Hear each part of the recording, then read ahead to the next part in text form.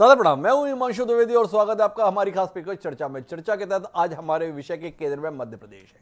मध्य प्रदेश में इन दोनों पंचायत चुनाव चल रहे हैं। पंचायत चुनाव के तहत प्रक्रिया चल रही है, लेकिन पंचायत चुनाव से भी ज्यादा चर्चा पंचायत चुनाव के अंतर्गत आरक्षण को लेकर है। दो प्रमुख राजनीतिक दल अर्थात भारतीय जनता पार्टी और भारतीय राष्ट्रीय कांग्रेस दोनों ही अपने आप को पिछड़ा वर्ग हितैषी साबित करने में कोई कोर कसर बाकी नहीं रखना चाहते।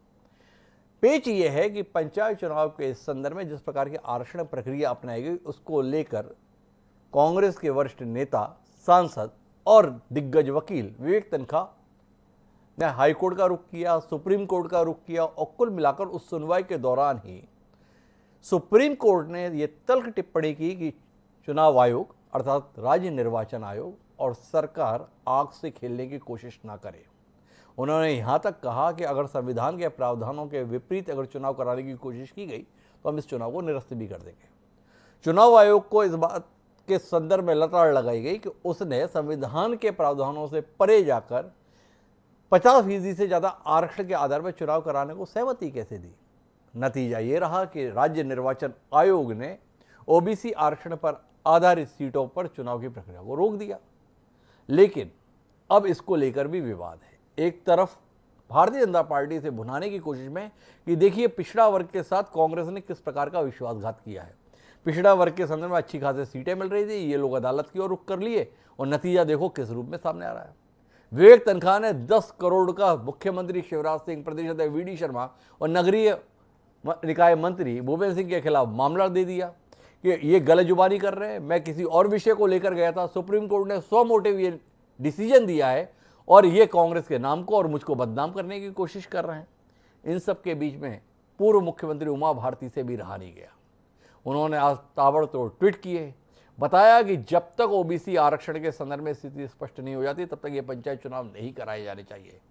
अगर ओबीसी आरक्षण के बिना पंचायत चुनाव कराए जाते हैं तो ये प्रदेश की 70% आबादी के साथ ज्यादती होगी। उन्होंने शिवराज सिंह को फोन भी किया, ऐसा भी अपने ट्वीट में बताया।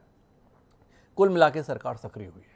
जब हम ये कार्यक्रम कर रहे हैं इससे ठीक पहले मुख्यमंत्री विधिवेत्ताओं के साथ में चर्चा कर रहे हैं। समझना मुश्किल हो रहा है कि आखिर पंचायत चुनाव जिसके माध्यम से एक गांव देहात के लोग अपनी स्थिति को स्पष्ट करते हैं, अपनी सत्ता को संचालित करने के लिए लोग चुनते हैं, उसके संदर्भ में जाति इतनी महत्वपूर्ण क्यों है। समझने की कोशिश करेंगे कि ये ओबीसी का दाव प्रदेश को और समाज को कहां लेकर जाएगा। क्या एक दूसरे पर दोषारोपण करने की इन कोशिशों के बीच में कि हम समाज के विभाजन को और अधिक विस्तार तो नहीं दे देंगे, ये भी समझने की कोशिश करेंगे। हमारे साथ इस चर्चा का हिस्सा बनने के लिए 4 खास मेहमान जुड़ रहे हैं, उनसे आपका परिचय कराएं और इस संजीदा विषय पर कुछ गंभीर किस्म की बातचीत करने की कोशिश करें। उससे पहले समय है आज के विचार सूत्र का। हमारा आज का विचार सूत्र कहता है कि विवाहे भोजने नित्यम कुल जाति विवेचनम, अर्थात कुल व जाति का विचार तो केवल विवाह व भोजन में किया जाता है। यह विचार सूत्र हमें शुक्र नीति से प्राप्त हुआ था कि विवाह या भोजन के संदर्भ में जाति, गोत्र, इन चीज़ों का ध्यान रखा जाता है। पर ये चुनाव के संदर्भ में जाति इतनी महत्वपूर्ण क्यों हो रही है?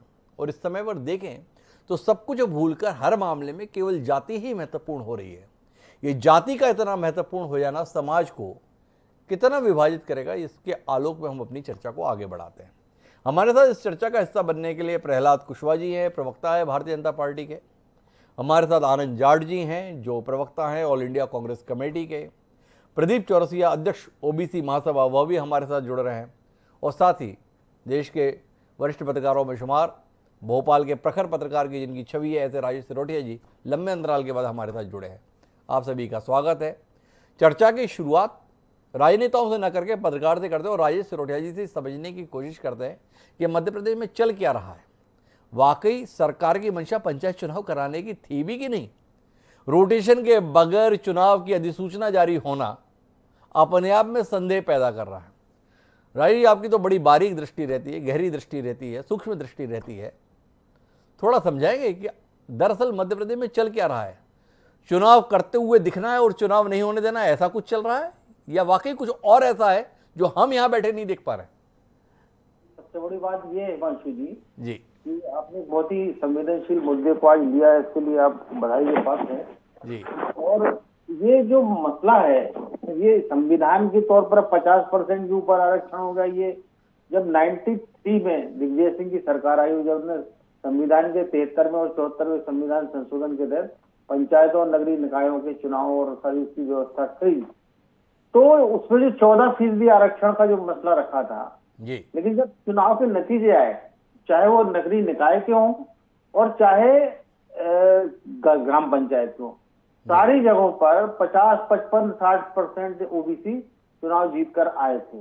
जी क्योंकि हम लोकसभा और विधानसभा के संदर्भ में तो इतना आकलन नहीं कर पाते हैं, लेकिन ये चूंकि निचले स्तर के चुनाव होते हैं, बारीक चुनाव होते हैं, तो हमें ये पता होता है कि ये फला वार्ड है, शिवाजी नगर वार्ड, इसमें ओबीसी ज्यादा है, या जी। फला ये 3 गांव है, 3 गांव में कौन जात समाज के लोग ज्यादा है। तो ये आकलन वहां के लोकल लोगों को बाकायदा होता है। जी तो आपने उसको अनारक्षित रखा, मैं सामान्य नहीं बोलता जी। हूँ, आरक्षित और अनारक्षित दो ही चीजें हैं, सामान्य कुछ नहीं है। जी। एक भ्रांति है पिछड़े वर्ग के लोगों में या एससी एसटी के लोगों में कि जो जनरल मतलब जनरल कैटेगरी के इतने हुए, ऐसा बिल्कुल नहीं है। और चुनाव तो सीधा अंकगणित का खेल है। वहां जिस बिरादरी के लोग ज्यादा होते हैं, वो गांव में पहले भी, जब ये संविधान व्यवस्था नहीं थी 73 74 संविधान की, जी तब भी वहां पे गांव में बहुमत के आधार पर जिस जात का बहुमत होता था, जी उसका प्रतिनिधि सरपंच चुना जाता था। जी। आज भी चुना जा रहा है। अब आपने क्या किया, आपने रोस्टर प्रणाली करके 14% कर दिया। जी अब वहां पे जो है एक समझ लीजिए सवर्ण गांव की बस्ती है, जी लेकिन मजबूरी में वहां ओबीसी को लड़ाना पड़ रहा है। जी और जहां पर ओबीसी हैं, वहां तो निश्चित रूप से आपको ओबीसी को ही टिकट देना पड़ेगा, चाहे जी। भले ही वो सीट अनारक्षित हो या आरक्षित हो। तो इस तरह से ये 50-55% का खेल तो चल ही रहा जी। है। अब ये हुआ कि कमलनाथ जी की सरकार जब आई, तो उन्होंने 27% आरक्षण कर दिया, जिससे कि 50% की लिमिट क्रॉस हो जी। गई। और अब चूंकि क्या हुआ कि चुनाव प्रक्रिया जो हुई, इसके लिए भी मुझे नहीं लगता कि कांग्रेस या भाजपा दोनों ही दल इन चुनाव के लिए कितना तैयार थे, क्योंकि कोरोना की मार खाए इस प्रदेश में बहुत आसानी से कोई तैयार नहीं था चुनाव के लिए। लेकिन ये कांग्रेस ने इस जिन्न को बाहर निकाला और उनकी ही सरकार के द्वारा लिया गया फैसला, तो वो बैकफुट पर आ गए और अब वो है उल्टा पलटवार कर रहे हैं, जी किसी आने बिल्ली खंबा नोचे वाली स्थिति। तो कुल मिलाकर हालात यही है कि सामान्य रूप से जमीनी तौर पर देखें, सोमवार को चिंतित होने की जरूरत नहीं है। 50-60% हमेशा सीटें आई हैं। आप पूरा आकलन निकाल के देख लीजिए 93 से लेके अब तक, जी। क्योंकि ये छोटे जगहों पर नैसर्गिक बहुमत जो होता है जिस जात का, उसके आधार पर चुनाव होता है, चाहे वो नगरीय निकाय हो चाहे पंचायत हो। तो बड़ी महत्वपूर्ण टिप्पणी राजेश रोढ़े जी की है। राजेश रोढ़े जी का कहना है दरअसल ऐसे किसी आरक्षण की जरूरत ही नहीं है। आप चुनाव के नतीजों का अगर पिछले 5-7 चुनावों का आकलन करेंगे तो उसमें जो सीटें आ रही है वो आबादी के अनुपात में ही आ रही हैं। मतलब पिछड़े वर्ग को प्रतिनिधित्व ना मिल रहा हो ऐसा कतई नहीं है, पर ये आरक्षण 50% से ज़्यादा जाने की कोशिश ही क्यों है, समझने की कोशिश करते हैं। हमारे साथ आनंद जाट जी जुड़े हैं, प्रवक्ता है ऑल इंडिया कांग्रेस कमेटी को। उनसे समझना चाहते हैं कि जिस कांग्रेस सरकार ने 14% से 27% करने की पहल की, वो कांग्रेस इस समय सत्तारूढ़ भारतीय जनता पार्टी के निशाने पर है। माननीय भूपेंद्र सिंह जी, माननीय वीडी शर्मा जी, माननीय नरोत्तम मिश्रा जी समेत सारे लोग राशन पानी लेकर कांग्रेस में और कांग्रेस के नेता विवेक तनखा समेत पूरे दल पर चढ़े हुए हैं। बता रहे हैं पिछड़ा द्रोही है ये। आपसे जानने में दिलचस्पी, ऐसा कुछ कर क्यों रहे हैं? भले ही सुप्रीम कोर्ट ने कुछ भी कहा हो, पर भाजपा इतनी मुखर है, कुछ कहेंगे आनंद जी? देखिए, क्या है कि भारतीय जनता पार्टी जो है उसका चरित्र यह है कि वो कहते कुछ है करते कुछ है। सबसे पहले जब मध्य प्रदेश में अर्जुन सिंह जी की सरकार थी, उस समय रामजी महाजन आयोग बना जो पिछड़ा वर्ग के लिए था। उसके बाद दिग्विजय सिंह जी की सरकार में 27% आरक्षण देने की बात हुई और उमा भारती जी की सरकार आने के बाद उसको शिथिल तरीके से उसकी सुनवाई हुई। वो आरक्षण जो है वो 2014 आते आते खत्म हुआ। और शिवराज सिंह चौहान जी आज किस मुंह से इस बात को कहते हैं कि हम पिछड़ों के हकदारों में शामिल हैं या हम उनकी पैरवी करते हैं? जो व्यक्ति मध्य प्रदेश में सबसे ज्यादा समय तक मुख्यमंत्री रहा हो और उसकी 15 साल की सरकार ने पिछड़ों को देने के नाम पर कुछ भी नहीं किया। ये सबसे महत्वपूर्ण बात, मैं केवल पंचायत चुनाव की बात नहीं कर रहा हूं। एक चुनाव होता है सहकारिता का चुनाव, और सहकारिता जो है वो किसानों का जो है चुनाव है। ग्रामीण क्षेत्र का चुनाव है, और आप और हम सब जानते हैं कि ज्यादातर पिछड़े वर्ग की जातियां ही किसान होती हैं, और किसानों के हक में नेतृत्व पैदा ना हो, इसलिए सहकारिता के चुनाव लंबे समय से पेंडिंग है। और यहाँ बात जो है, विवेक तनखा जी जो है वो किसी इंडिविजुअल पिटीशन के आधार पर अगर वहां गए थे सुप्रीम कोर्ट, और उन्होंने rotation article 243C, article 243D, delimitation यानी कि परिसीमन और रोटेशन के आधार पर आरक्षण वाली बात कही थी, तो इसमें आरक्षण अगर सुप्रीम कोर्ट ने महाराष्ट्र के मॉडल के आधार पर ओबीसी का आरक्षण खत्म किया है, तो आधा सच बोलकर कायरतापूर्ण काम करके भारतीय जनता पार्टी पिछड़ा वर्ग के लोगों को क्यों भ्रमित कर रही है, मुझे ये समझ में नहीं आ रहा है। और यही कारण है कि ये बार बार जो है झूठ को 100 तरह से बोलते हैं तो वो सच जैसा लगने लगता है, लेकिन मध्य प्रदेश का जो पिछड़ा वर्ग है वो अब जागरूक है और वो जानता है कि किस प्रकार से इनको सबक आने वाले चुनावों में सिखाया जाएगा। आनंद जी, मैं बीच में रोकने के लिए माफी चाहूंगा। जो बात हर एक को समझ में आ रही है वो बात आपकी समझ में क्यों नहीं आ रही है? आप पूछ रहे हैं ये भाजपा के लोग ऐसा क्यों कर रहे हैं। भाजपा के लोग ऐसा इसलिए कर रहे हैं क्योंकि उन्हें लगता है इससे कांग्रेस को ठीक ठाक नुकसान पहुंच सकता है। क्या ये बात आपकी समझ में नहीं आ रही है? आपसे जानने में दिलचस्पी है कि इतने संवेदनशील मसले पर माननीय विवेक तनखा जी को कोर्ट जाने की जरूरत क्या थी? इतने बड़े वकील हैं, कोई उनके पास मुकदमों की कमी तो रहती नहीं है, मुकदमे उनके पास पर्याप्त है। खाम में क्यों उन्होंने बर्र के छत्ते में हाथ दे दिया? आज पूरे प्रदेश में भाजपा ऐसा वातावरण बना रही है कि कांग्रेस और कांग्रेस के सम्मानीय नेता जिनका नाम विवेक तनखा है, उन्होंने पिछड़ा वर्ग की पीठ में छुरा भोंक दिया। कैसे उभरेंगे इससे आनंद जाट जी? सर, ऐसी ये जो आप जो जिन शब्दों का प्रयोग कर रहे हैं, मुझे उस पर घोर आपत्ति है। पहली बात तो कि पीठ पर छुरा भोंकने वाली बात ही नहीं है। जब मैं आनंद जी माफ कीजिए, मैं विनम्रता पूर्वक रोकता हूं, ये मेरे शब्द नहीं है। भारतीय जनता पार्टी ऐसा मध्य प्रदेश में प्रस्तुत कर रही है। आप इससे कैसे निपटेंगे, ये मेरा सवाल है। मैं वही बता रहा हूं कि अगर वारेन एंडरसन जो यूनियन कार्बाइड के मालिक थे, उनकी पैरवी करने वाले अरुण जेटली जो है भारतीय जनता पार्टी के हैं, और उसके बाद मेहुल चोकसी को बचाने वाली अरुण जेटली की बेटी है वकील, तो अगर किसी पिटिशनर की याचिका लेकर अगर कोई गया, और वैसे भी ये ओबीसी से जुड़ा हुआ मामला नहीं था, रोटेशन का मामला था, और हम सच बताने की जरूरत नहीं है मध्य प्रदेश की जनता को। मध्य प्रदेश की जनता जानती है।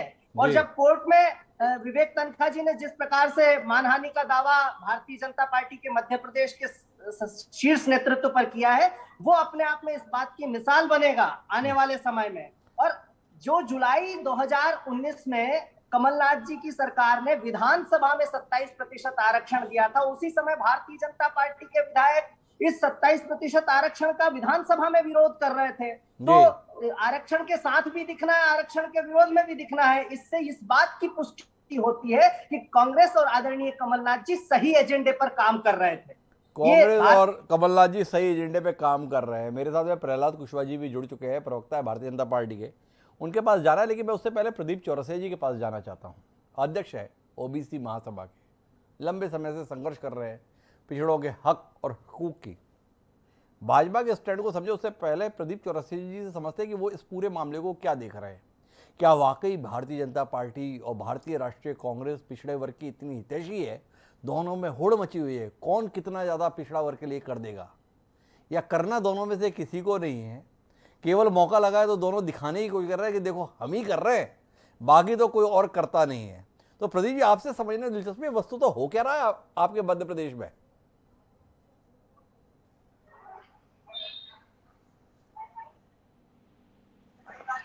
जी प्रदीप जी।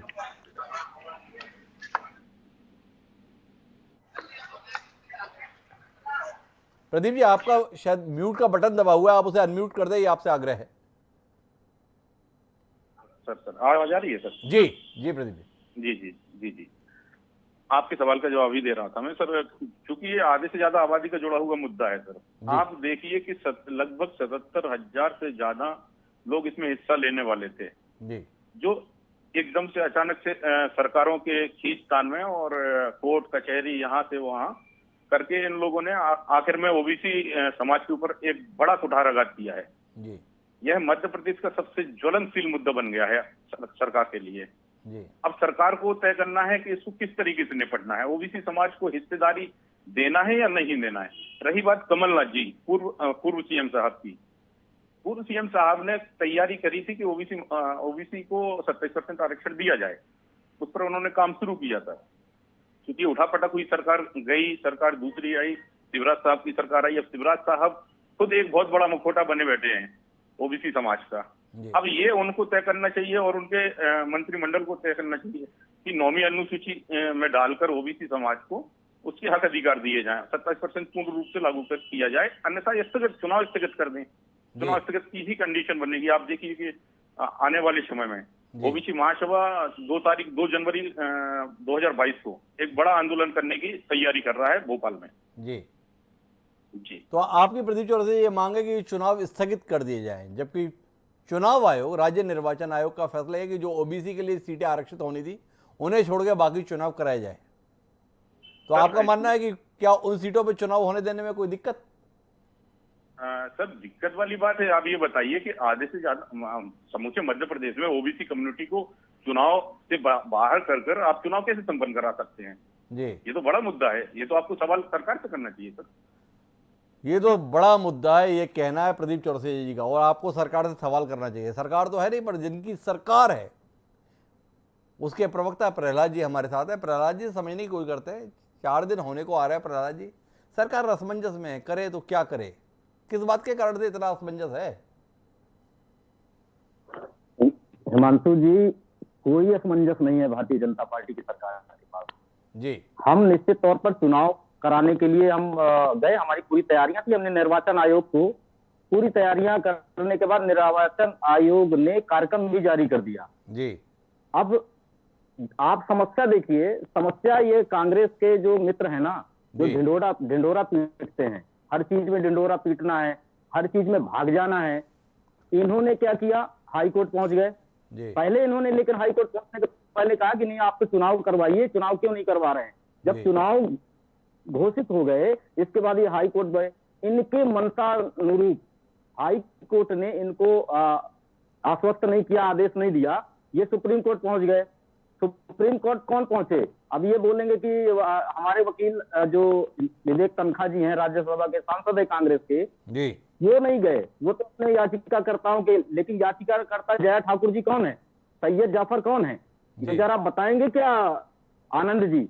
और आनंद जी, निश्चित तौर आपको ये बताना पड़ेगा कि आपने विधानसभा के अंदर, मैं अभी अपने चौरसिया जी से भी मैं ये आग्रह करता हूं कि आनंद जी से आप पूछिए कि इन्होंने कमलनाथ की सरकार रहते हुए मध्य प्रदेश की आबादी क्यों इन्होंने कहा कि मात्र 27% है। ये लिखित में इन्होंने दस्तावेज दिए हैं विधानसभा के अंदर।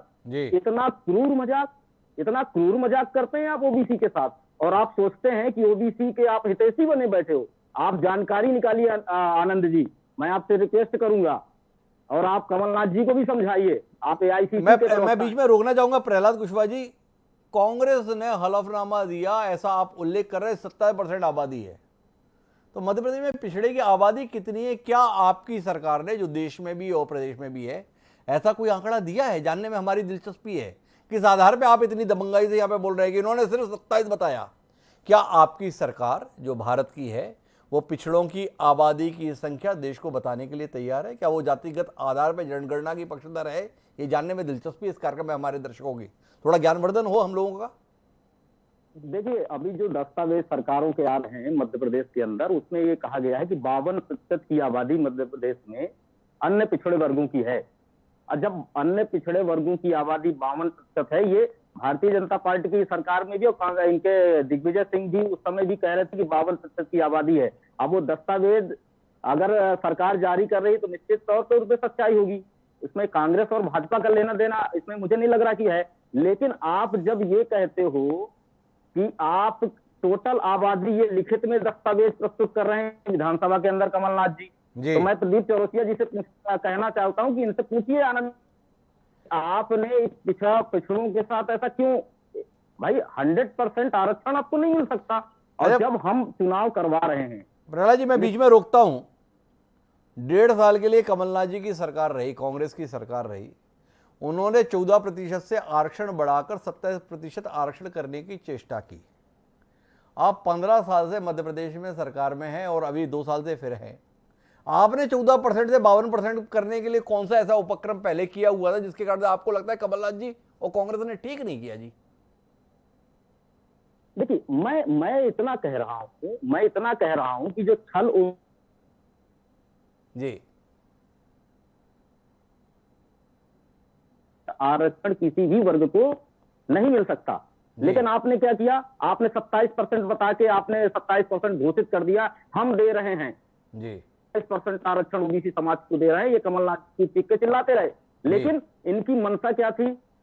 मंशा तो साफ जाहिर हो गई। लिखित में इन्होंने दस्तावेज प्रस्तुत किया है विधानसभा के अंदर कि 27% आबादी ही है मध्य प्रदेश की। जी तो आपकी मंशा समझ में आती है, जी मंशा समझ में आती है कि आप कितने बड़े हितैषी हो ओबीसी समाज के। जी तो और ये पूरा श्रेय, अगर आरक्षण आज ओबीसी को, ये चुनाव स्थगित हुए हैं ओबीसी सीटों पर, पूरा श्रेय इनको जाता है। इन्होंने छुपी हुई अपनी जो योजना थी वो आप ले गए सुप्रीम कोर्ट। वहां पे आपने महाराष्ट्र में सबसे पहले करवाया कि महाराष्ट्र में ओबीसी के चुनाव नहीं होंगे, हम आरक्षण खत्म करवाएंगे। फिर ये मध्य प्रदेश में आ गए लेके। क्यों ऐसा कर रहे हो साहब? क्यों ओबीसी को आप मारना चाहते हो? मत करो पाप। अच्छा, तो ये आपकी शिकायत किससे है? कांग्रेस से या देश के सुप्रीम कोर्ट से है? फैसला तो सुप्रीम कोर्ट ने दिया है।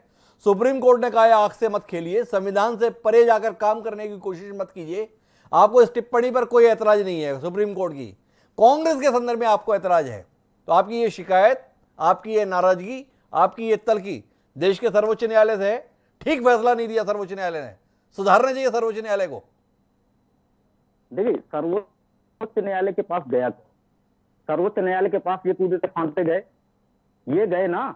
चुनाव एक अपनी निश्चित प्रक्रिया के अंदर चल रहा था। अभी ये महाराष्ट्र में ऐसा कर दिया, ओबीसी सीटों पे सारा आरक्षण खत्म करवा दिया। इनकी मंशा थी कि जैसा महाराष्ट्र में हुआ है। प्रहलाद जी, आप मेरे सवाल को एड्रेस नहीं कर रहे। मेरा आपसे सवाल है, ये तो गए थे रोटेशन के संदर्भ में, आपने ऐसी दोषपूर्ण प्रक्रिया अपनाई क्यों?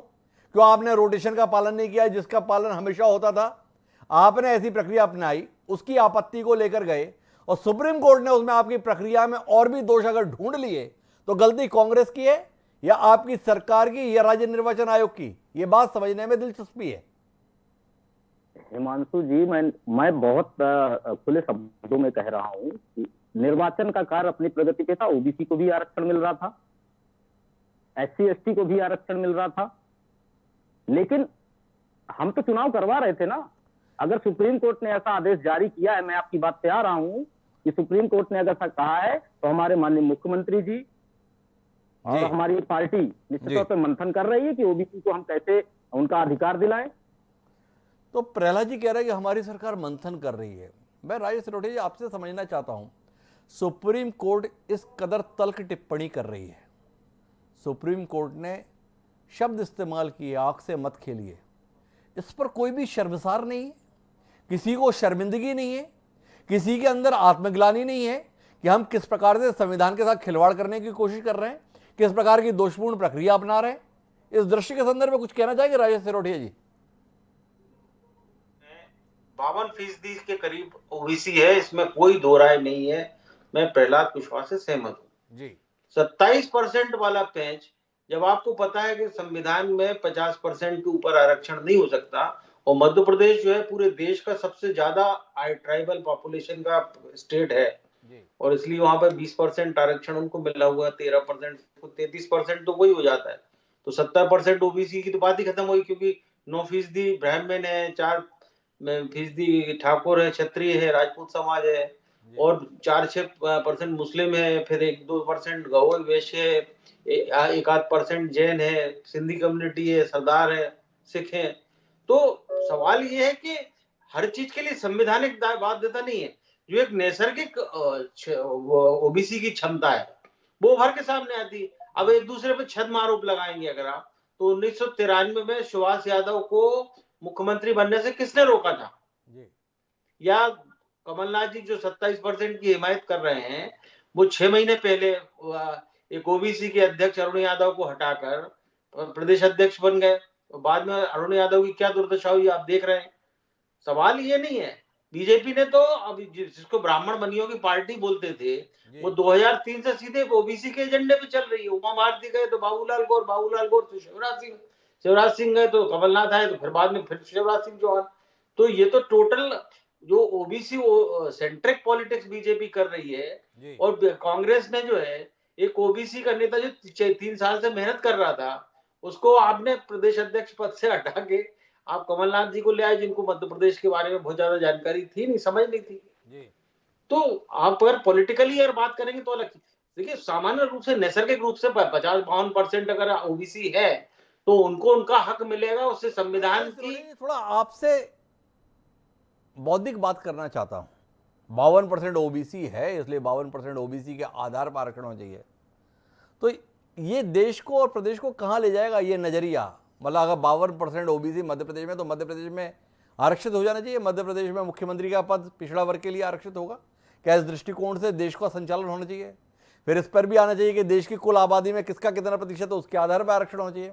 क्या आपको नहीं लगता है कि संविधान निर्माताओं ने मात्र 10 साल के लिए आरक्षण चाहा था, और पिछले कुछ समय से जिस प्रकार से सत्ता में बने रहने का खेल शुरू हुआ है, और इसलिए जाति जाति और जाति केवल इसी में दिलचस्पी आ रही है, ये देश और प्रदेश को विनाश के रास्ते पर नहीं ले जाएगी? निश्चित रूप से जो जाति की जातिगत राजनीति है, ये हमेशा विनाश का रास्ता खोलती है। ये हमने आज तक हमने नहीं देखा कि हम सब हिंदुस्तानी हैं, हम सब इस देश के देश के वासी हैं, हिंदुस्तानी लोग हैं। हम हमेशा अपने आप को जात पात में बांटे हुए हैं। तो इससे नुकसान तो देश का भी हो रहा है, वो खुद जातियां भी अपना नुकसान कर रही हैं। मैं कहूँ कि मैं ब्राह्मण हूँ तो मैं ब्राह्मण सुप्रीम, ऐसा थोड़ी है। हम सबको मिलकर सबके साथ में रह के काम करना है, और इस देश में हम एक दूसरे के लिए सबके लिए पैदा की। और आपने जिस तरह से कोट किया था कि विवाह हो भोजन के वक्त जो है, उसके अलावा बाकी तो चीजें नहीं है ना, सब एक ही है। सबका सोच विचार एक होना चाहिए। और जब मैं आपसे कह रहा हूँ, दावे से कह रहा हूँ, आप डाटा निकलवा लीजिए 1993 से लेकर। मैंने स्टोरीज भी की थी उस वक्त नई दुनिया में, आउटलुक मैगजीन में भी मैंने की थी कि ये जो है ये भले ही 14% आरक्षण है, लेकिन आबादी के मान से और अपने महत्ता बरकरार रखे हुए हैं ओबीसी। और उन्होंने मजबूर किया हुआ कि जिनको सोकॉल्ड जनरल सीट बोलते हैं, जिनको मैं अनारक्षित बोलता हूँ, अनारक्षित पर कोई भी लड़ता है, SC ST भी लड़ सकता है, वो लड़ाए भी गए हैं, और ओबीसी भी लड़ सकता है और लड़ते हैं, और इसलिए उनके 50-52% ऑलरेडी जीत गया है। तो ये सूतना कपास जुलाह में लठा लठी करने का कोई मतलब नहीं। अगर संविधान में एक प्रोविजन है कि 50% की बाउंड्री नहीं लांगी जाना चाहिए, तो नहीं लांगना चाहिए, सीधी बात है, थंब रूल है। और उसका सब है कि 50% की आरक्षण की सीमा को लांघना नहीं चाहिए। फिर भी सरकारें इस प्रकार के कदम उठा रही हैं ये जताने के लिए कि देखो देखो तुम्हारे संदर्भ में हम किस हद तक जाने के लिए तैयार हैं। संविधान की सीमाओं को भी पार करना पड़े तो उसमें भी हमें ऐतराज नहीं है। पर क्या ये कोशिशें समाज को और उन जाति वर्गों को वाकई लाभ पहुंचाएंगी, ये हमारे लिए विचार का विषय होना चाहिए। हम अपनी चर्चा को जारी रखेंगे, लेकिन छोटे से ब्रेक पर जाएंगे। ब्रेक के बाद लौटेंगे तो आनंद जाट जी के पास चलेंगे, समझने की कोशिश करेंगे कि भाजपा ने जो स्टैंड लिया है उसका प्रतिकार वो अब करेगी कैसे। क्या एक लीगल नोटिस मात्र से उसके संदर्भ में लग रहे दाग मिट जाएंगे, या इससे तर कुछ और भी करने की कोशिश उनके द्वारा होगी? कहीं जाइएगा नहीं, हम गए और आए एक छोटे से ब्रेक के बाद।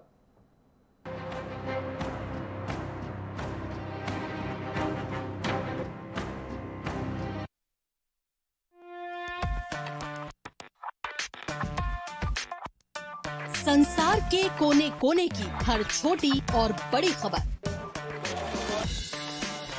पल पल बदलती दुनिया की हर हलचल पर नजर, सियासत कारोबार से देशों की तकरार तक,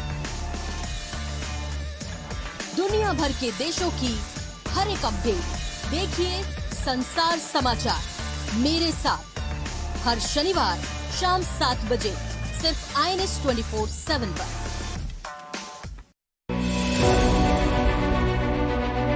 बावन जिला 52 संवाददाताओं की टीम, बुंदेलखंड से भरी है हमने खबरों की झोली।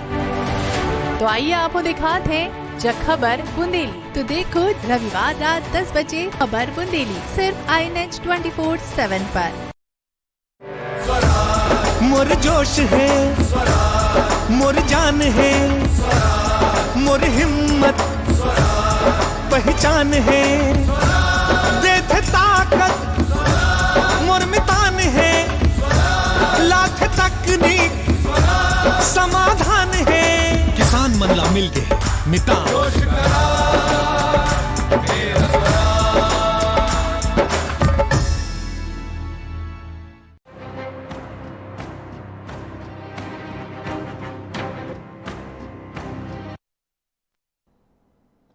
तो हम वापस रुख करते हैं आनंद जाड़ी जी के पास, जहाँ पे बातचीत हमारी अधूरी रह गई थी। आनंद जी से समझने की कोशिश करते हैं कि भारतीय जनता पार्टी ने एक पूरा अभियान छेड़ दिया है।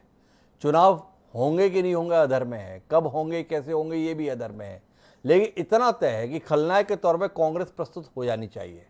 कैसे निपटेंगे आनंद जी आप इससे, जो भाजपा ने, सत्तारूढ़ पार्टी ने, सत्तारूढ़ दल ने यह अभियान छेड़ रखा है?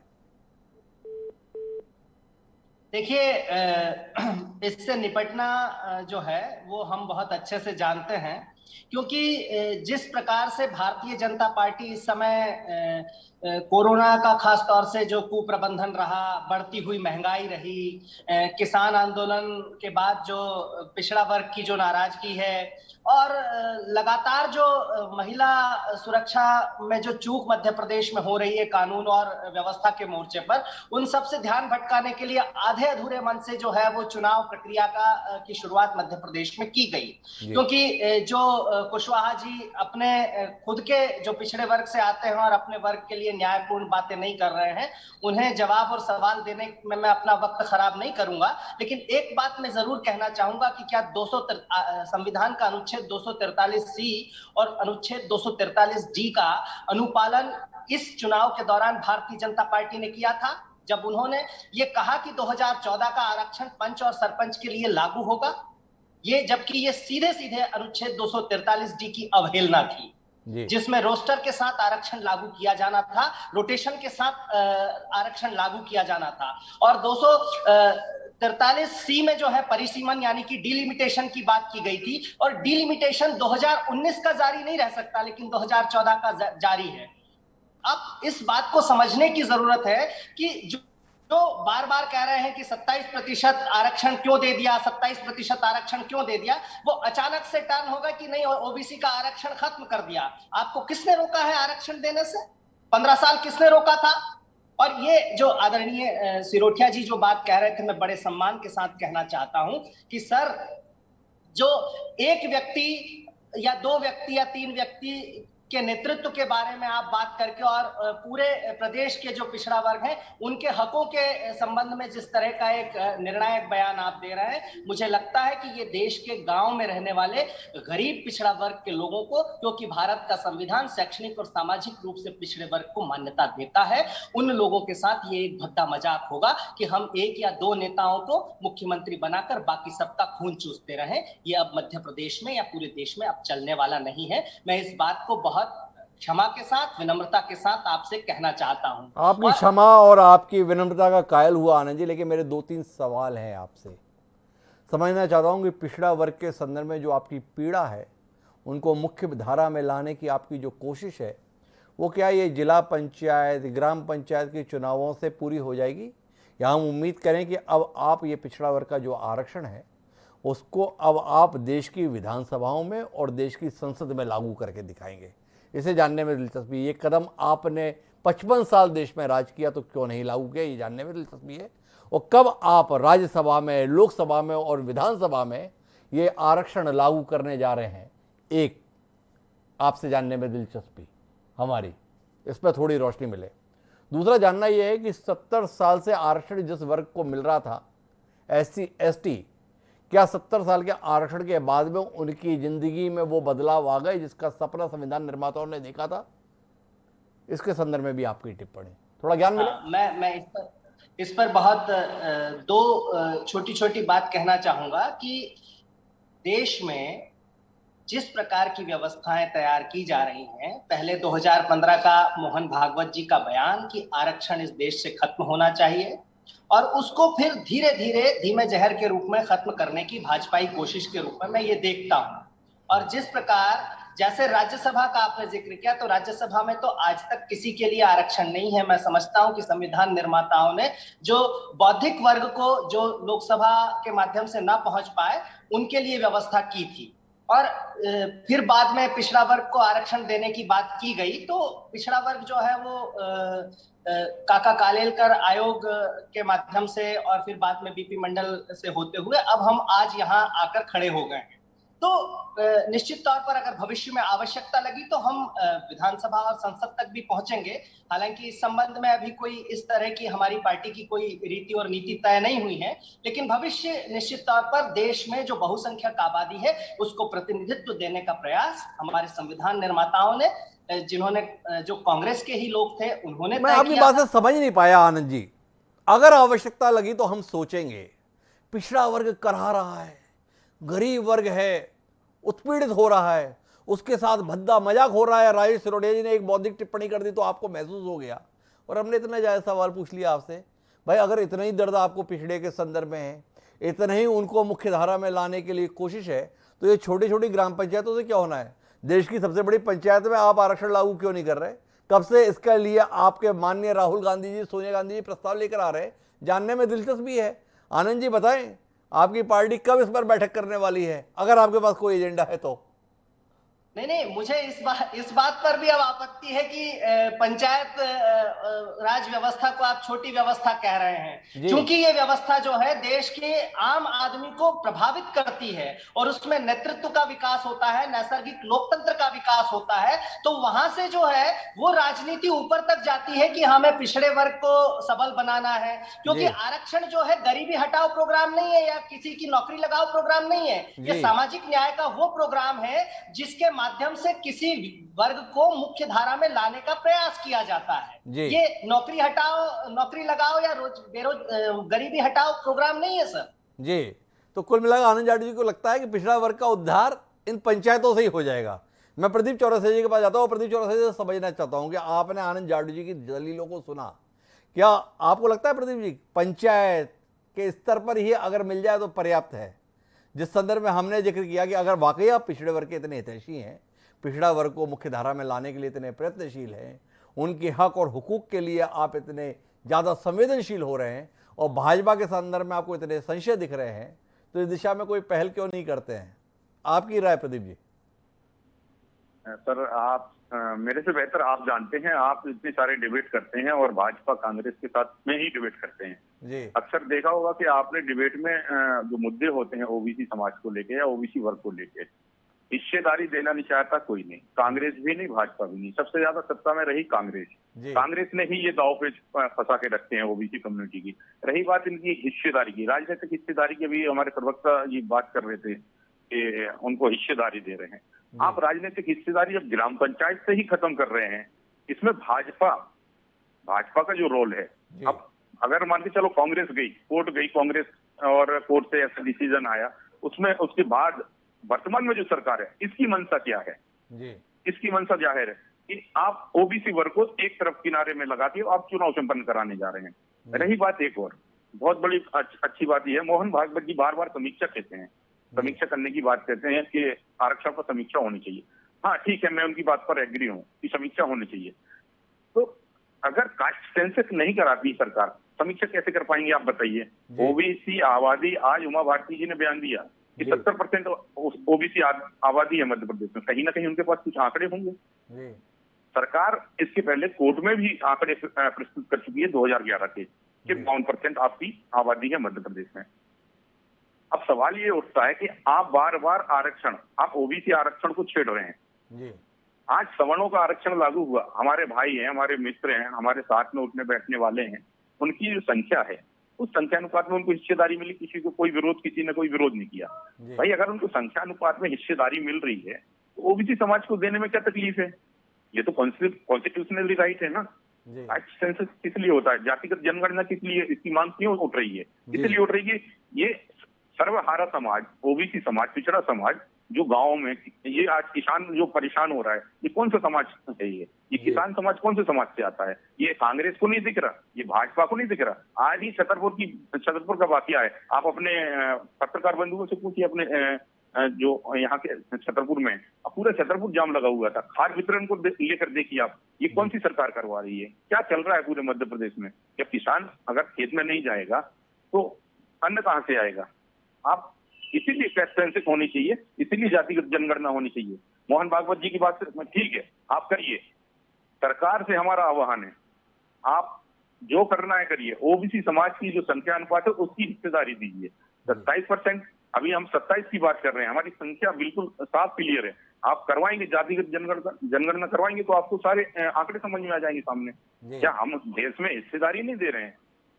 तो मेरे जानने में दिलचस्पी आपकी दलील के आधार पर कि हमारी आबादी जितनी उतनी हिस्सेदारी चाहिए और संविधान के प्रावधानों के तहत सुप्रीम कोर्ट की व्याख्या कि 50% से ज्यादा आरक्षण नहीं जाना चाहिए, तो इस उलझन का समाधान क्या है प्रदीप जी?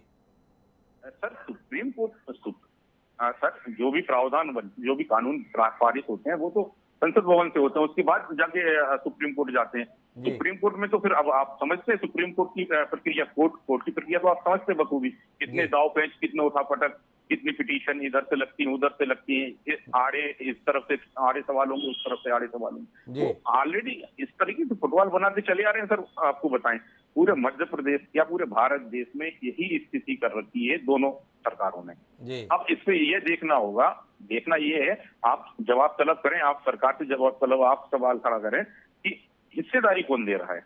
जी, सवाल इस बात का है कि हिस्सेदारी कौन दे रहा है। मैं वापस प्रहलाद कुशवाहा जी के पास जाता हूँ। प्रहलाद कुशवाहा जी, ये जानना चाहता हूँ कि सारी आरक्षण संबंधी बहस, सारी आरक्षण संबंधी कोशिशों पे पूर्ण विराम तब लग जाता है जब सुप्रीम कोर्ट के हवाले से बताया जाता है कि 50% से ज़्यादा आरक्षण देना संभव नहीं है। आपकी पार्टी और आपकी सरकार बता रही है कि ये कांग्रेस से ज़्यादा तो पिछड़ा वर्ग के खिलाफ कोई है नहीं, आप पिछड़ा वर्ग के सबसे बड़े हितैषी हैं। तो ये सुप्रीम कोर्ट ने जो 50% की रोक लगा रखी है, इसको बदलने के लिए नया कानून क्यों नहीं लाते? ऐसी कोई कोशिश आपकी दिखती क्यों नहीं? अगर वाकई आप पिछड़ा वर्ग के इतने हितैषी हैं, लोगों को इस समाज में हिस्सेदारी उनके अनुपात में देने के हिमायती हैं, तो ये कोशिश आप कब करने जा रहे हैं? हिमांशु जी, हम तो कहते हैं सबका साथ सबका विकास, सबका जी। विश्वास। अच्छा, प्रदीप जी बोल रहे हैं क्या कुछ? जी, आप ही की आवाज सुन रहे हैं हम लोग। जी प्रहलाद जी, आप अपनी बात पूरी करें। नहीं प्रदीप जी, मैंने हाँ, तो मैं हम लोग सबको सर्व समाज की बात करते हैं, सबका साथ सबका विकास के वैचारिक विचारधारा पे हम लोग काम कर रहे हैं, और जिनके विकास वो हम निश्चित तौर पर उनके देने के लिए प्रतिबद्ध हैं। हमने इस देश में पहली बार पिछड़ा वर्ग आयोग को संवैधानिक दर्जा दिया मोदी जी की सरकार ने जी। हम, और चाहे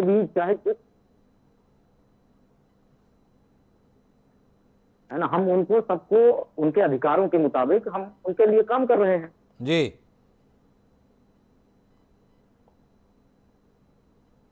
जी प्रहलाद जी, आप अपनी बात पूरी करें ना। और प्रदीप जी ने, ठीक है, प्रदीप जी का कहना है कि जो सरकार में होता है तो उस पर आरोप लगते हैं। प्रदीप जी से मैंने एक सवाल किया था कि आनंद जी से एक सवाल पूछिए कि विधानसभा के अंदर मध्य प्रदेश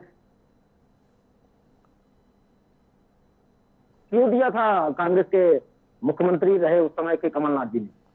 प्रहलाद जी इसी बात पे अड़े रहना चाहते हैं कि उन्होंने 27% आबादी क्यों बताई। प्रहलाद जी इसमें बात नहीं करना चाहते हैं कि अगर आबादी 52% थी तो आपने 15 साल तक 14% आरक्षण के साथ में काम क्यों चलाया, और अगर कमलनाथ जी ने 14 से बढ़ा के 27 किया तो इसका आभार मानने के स्थान पर अगर वाकई वो पिछड़ा वर्ग के हितैषी हैं, उसके साथ में ये सवाल करना चाहते हैं आपने 70% आबादी क्यों बताई। लेकिन मैं वापस लौटता हूँ इस चर्चा को मुख्य धारा में लाने के लिए राजेश सिरोड़िया जी के पास। सिरोड़िया जी, अभी बात हो रही है पिछड़े वर्ग की आबादी इतनी है, पर पिछड़े वर्ग की आबादी से क्या होगा? पिछड़ा वर्ग तो बहुत बड़ा है। फिर जाके ये तय कैसे हो कि पिछड़ा वर्ग में किस पिछड़े वर्ग के अंतर्गत किसकी आबादी कितनी है? उसे उतनी सीटें मिलनी चाहिए। अब छत्तीसगढ़ में बैठे हैं, साहू समाज भी पिछड़े में है, कुर्मी समाज भी पिछड़े में है। साहू समाज को नौकरी ज़्यादा मिलेगी और कुर्मी को कम मिलेगी, इस द्वंद्व का निपटारा कैसे होगा? क्या इस पर भी अभी फैसले होने चाहिए? तो देश बचेगा कहाँ, ये मेरी आपसे जानने में दिलचस्पी है। सबसे पहली बात तो जो कानूनी बात जो है वो संविधान में जो SC ST को जो आरक्षण दिया गया था संवैधानिक रूप से, क्योंकि वो देश के सबसे ज्यादा वंचित शोषित पीड़ित समाज से आते थे, ठीक है, और उनकी आबादी 1931 से जो जनगणना चल रही है तब से उनमें SC ST की अलग से जनगणना होती थी।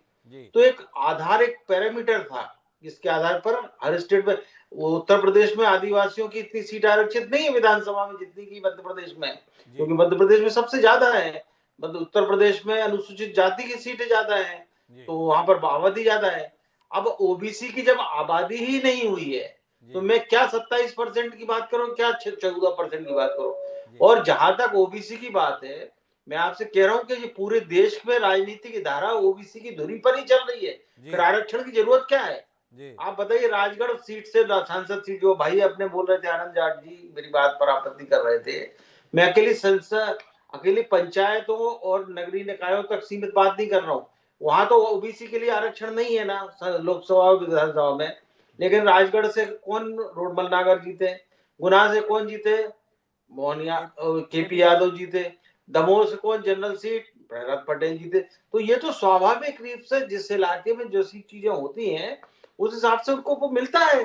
अब आप आरक्षण की बैसाखी क्यों पकड़ना चाहते हो, मैं तो ये आश्चर्य की बात कर रहा हूँ, जबकि हम तो ये कह रहे हैं कि हमारा अनुभव ये है कि इस बात की जांच होना चाहिए कि जो SC ST को आपने आवेदन वो दिया आरक्षण 10 साल के लिए दिया था, उसमें इस बात की जांच हो कि उसके आधार पर कितने दलितों और आदिवासी समाज के लोगों को फायदा पहुंचा है, और कितने इस बात का कि एक पीढ़ी दर पीढ़ी एक परिवार जो है जो उसमें वंशवाद चल गया है। ये डायनेस्टिक रूल की जो बात जो मोदी जी उठा रहे हैं, ये केवल पॉलिटिक्स के संदर्भ में नहीं है, ये आप सरकारी नौकरियों के संदर्भ में भी है।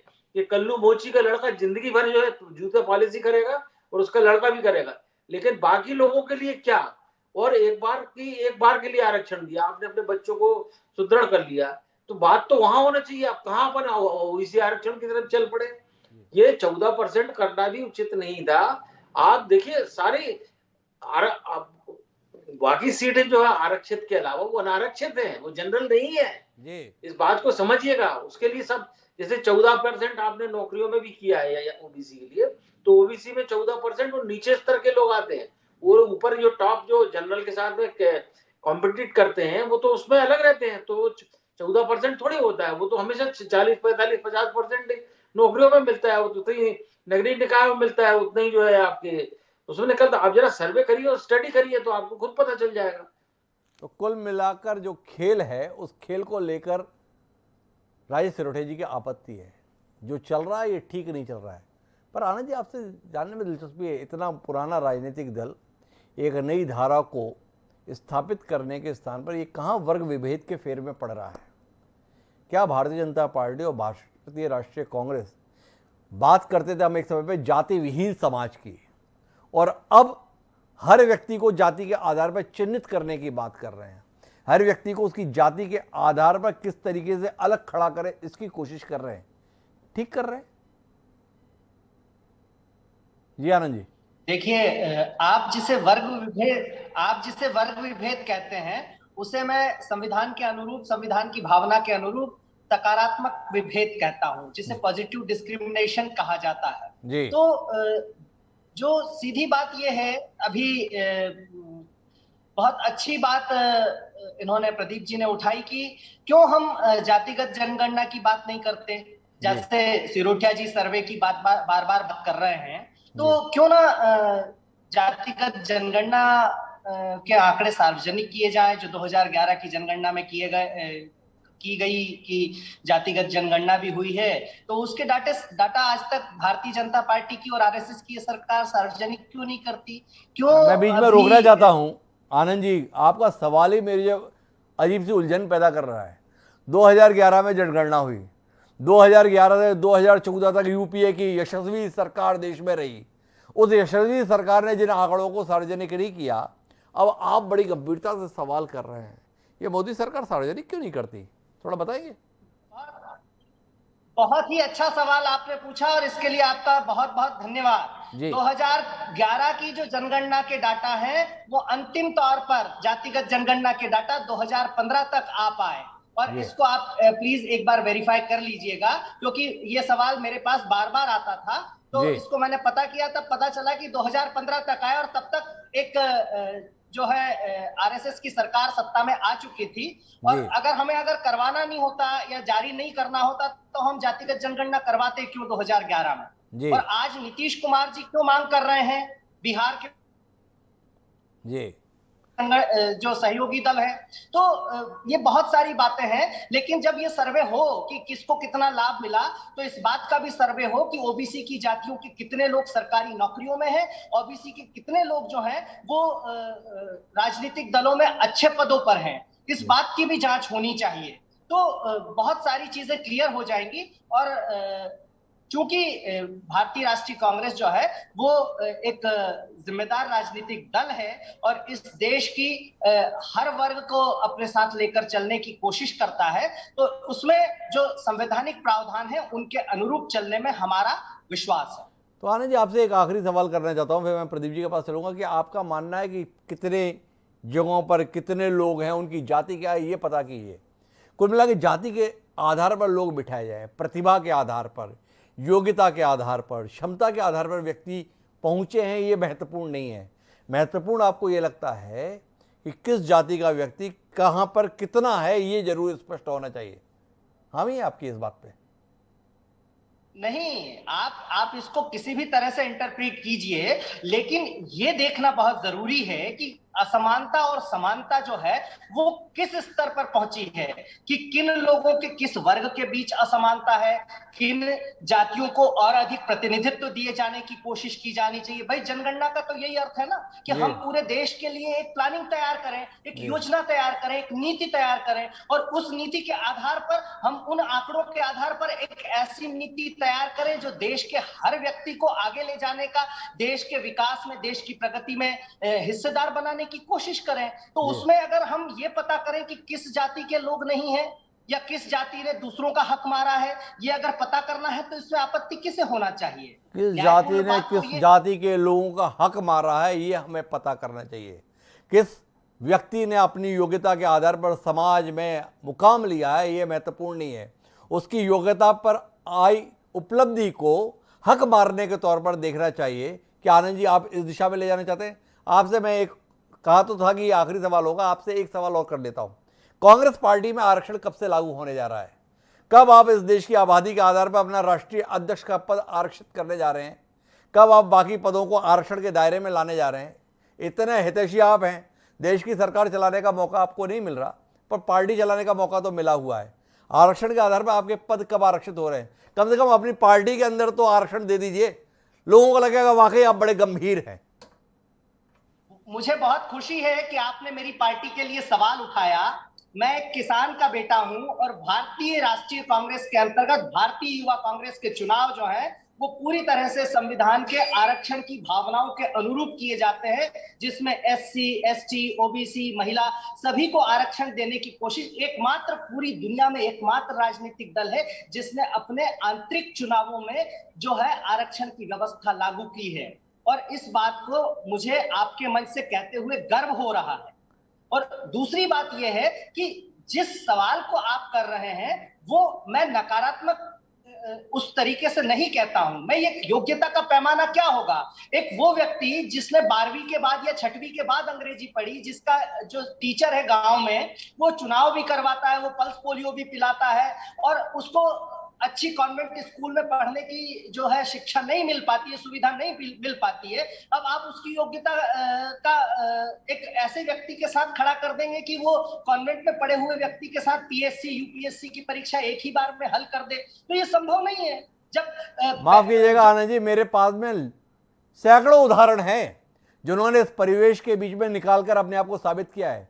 आपकी पार्टी के पुराने नेता रहे अजीत जोगी, पिंडरा के सुदूर इलाके से आते थे, जोगी सार के गांव से, वहां से निकले और टॉप आईएएस के अंतर्गत उनकी गिनती होती थी। उसी परिवेश से निकलने के बाद योग्यताएं महज जाति के आधार पर खारिज कर दी जाए, मैं इसका हामी नहीं, लेकिन मैं अपनी चर्चा को भ्रमित नहीं करना चाहता। वापस जाना चाहता हूं मैं प्रदीप चौरसिया जी के पास। वो बीच में हस्तक्षेप करना चाह रहे थे जब प्रहलाद कुशवाहा जी कुछ बोल रहे थे। एक बार उनके हस्तक्षेप को सुनते हैं और फिर उनसे जानना चाहते हैं कि आगे कुल मिला के समाधान क्या देखते हैं। क्या ये पंचायत चुनाव स्थगित होने चाहिए अंतिम निर्णय तक, या जहां तक है वहां तक गाड़ी आगे बढ़नी चाहिए, ये जानने में दिलचस्पी। सर, पंचायत चुनाव का मामला है सर, मैंने आपको बोला ना, आप इस सरकार को कटघरे में खड़ा करके सवाल आप सरकार से करें कि आप इतनी बड़ी आबादी की इतनी बड़ी संख्या को छोड़कर आप चुनाव संपन्न कराना चाहते हैं या आगे स्थगन का प्रस्ताव लाते हैं। और रही बात, अभी कांग्रेस के प्रवक्ता बोल रहे थे, मैं कांग्रेस को और भाजपा के दोनों प्रवक्ताओं को बोलना चाहता हूँ, सरकार को भी बोलना चाहता हूँ कि आपने ओबीसी प्रकोष्ठ बना रखे हैं, इनके पूरे मध्य प्रदेश में क्या पूरे भारत में इन प्रकोष्ठों के नेताओं की कोई जिम्मेदारी नहीं होती है, ये ना ही इन प्रकोष्ठों के नेताओं को बोलने की आजादी देते हैं। आज आप देखिए, इतना बड़ा मुद्दा है, आप भाजपा प्रकोष्ठ के जो नेता हैं या अध्यक्ष हैं या ओबीसी समाज से जो नेतृत्व करने वाले मंत्री महोदय हैं, ये लोग पार्टी से भी सवाल नहीं खड़ा कर पा रहे हैं, वर्तमान सरकार से सवाल खड़ा नहीं कर पा रहे कि भाई इस पर क्या करना चाहिए, इस पर मंथन क्या करना चाहिए, चिंतन करना चाहिए, नहीं करना चाहिए। और जो जितनी भी डिबेटें आती हैं मीडिया में, जितने भी बयान आते हैं, टोटल बरगलाने वाले और झूठ परोसने वाले बयान, यही हाल कांग्रेस में है। आप कांग्रेस संगठन में जो नीचे का तबका है या जो जितने भी इसमें प्रकोष्ठ बने हुए हैं, कोई एक आवाज नहीं उठा रहा है। आपके चैनल के माध्यम से ही मैं बताना चाह रहा हूँ, आप अभी तक अगर आपके कॉन्टेक्ट में कोई ऐसा नेता आया हो या कोई डिबेट में शामिल हुआ हो या पिछड़ा वर्ग नेता, खास करके पिछड़ा वर्ग का नेता, प्रवक्ता तो आएंगे जाएंगे लेकिन कोई इच्छा जाहिर नहीं करेगा क्योंकि उनको आजादी नहीं है। तो इसलिए इन लोगों को प्रकोष्ठ ही खत्म कर देनी चाहिए कि हम तुम्हारे हित हैं, हम खत्म कर देने चाहिए। प्रदीप चौरसिया जी तो इतने निराश है इन दोनों राजनीतिक दलों से। लेकिन मैं आखिरी टिप्पणी कर प्रहलाद कुशवाहा जी से जानना चाहता हूं। प्रहलाद जी, आपकी पार्टी की बड़ी नेता, मध्य प्रदेश के पूर्व मुख्यमंत्री, उनका मानना है ये पंचायत चुनाव तुरंत स्थगित होने चाहिए और तभी होने चाहिए जब आरक्षण का मसला हल हो जाए। क्या आपकी पार्टी इस संदर्भ में फैसला लेने की स्थिति में है? क्या आपकी सरकार इसमें फैसला लेने की स्थिति में, या राज्य निर्वाचन आयोग के उस फैसले के साथ आप लोग खड़े हैं कि जो ओबीसी के संदर्भ में सुप्रीम कोर्ट के आदेश के तहत आरक्षण की प्रक्रिया को स्थगित किया गया, उतनी सीटें छोड़ के बाकी सीटों पर चुनाव करा लिया? आखिरी टिप्पणी आपकी इस कार्यक्रम में। हिमांशु जी, माननीय मुख्यमंत्री जी और हमारे सारे वरिष्ठ नेताओं ने मध्य प्रदेश के अंदर एक बैठक बुलाई है, ओबीसी समाज को कैसे उसमें भागीदारी, निश्चित तौर पर उनकी भागीदारी सुनिश्चित हो, इसलिए हमारे सारे नेताओं ने इस पर विचार मंथन किया है और निश्चित तौर पर ओबीसी समाज को हम। तो कुल मिला के बाद प्रहलाद कुशवाहा जी के पास कहने के लिए उनका कहना है कि हमारे मुख्यमंत्री जी ने बैठक बुलाई है, ओबीसी वर्ग के साथ में जाति नहीं होने दी जाएगी। लेकिन महत्वपूर्ण बात यह है कि क्या एक सरकार एक वर्ग विशेष की ही भावनाओं को संतुष्ट करने के लिए या पूरे समाज और प्रदेश को संतुष्ट करने के लिए है? आरक्षण के मसले पर जिस प्रकार का विभेद और परस्पर वर्ग संघर्ष के हालात बन रहे हैं, उसे मध्य प्रदेश के लिहाज से बेहतर नहीं माना जा सकता। दोनों पार्टियां एक दूसरे को जिम्मेदार ठहराने के स्थान पर अगर कोई समुचित समाधान की दिशा में कोशिश करें तो शायद प्रदेश के लिए और प्रदेश की आबादी के लिए बेहतर होगा। देखें, दोनों पार्टियां क्या एक जिम्मेदार राजनीतिक दल होने का दायित्व का निर्वहन कर पाती है, जानने में हमारी दिलचस्पी रहेगी। ये आप चारों मेहमानों का बहुत बहुत धन्यवाद इस चर्चा का हिस्सा बनने के लिए। लेकिन हमारी घोर निराशा है जाति के संदर्भ में इस कदर संघर्षरत होने के दृश्य को देखकर। आज से सैकड़ों साल पहले महाकवि हुए रैदास कमाल का संदेश हमें देकर गए, पर अफसोस इस बात का कि हम उसे याद नहीं रख पा रहे। उन्होंने कहा कि जन्म जात ना पूछिए का जात अरुपात, कि जन्म जात ना पूछिए का जात अरुपात, रैदास पूत सब प्रभु के कोई नहीं जात कुछ आस। अर्थात रैदास ने कहा कि किसी की जाति नहीं पूछनी चाहिए क्योंकि संसार में कोई जाति पाति है ही नहीं, सभी मनुष्य एक ही ईश्वर की संतान है। अब इतना बड़ा संदेश रैदास जी के माध्यम से हमारे पास है, पर हम उस संदेश को भूल एक दूसरे की जाति खोजने में लगे हैं। क्या एक दूसरे की जाति खोजने के सिलसिले से हम इस देश, इस प्रदेश और इस समाज का भला कर पाएंगे? हमें और आपको विचार करना चाहिए। आप ये विचार करें, वो किसी नतीजे पे पहुंचे। लेकिन मुझे अब इजाज़त दें, कल फिर मिलेंगे नए विषय के साथ। सदा प्रणाम।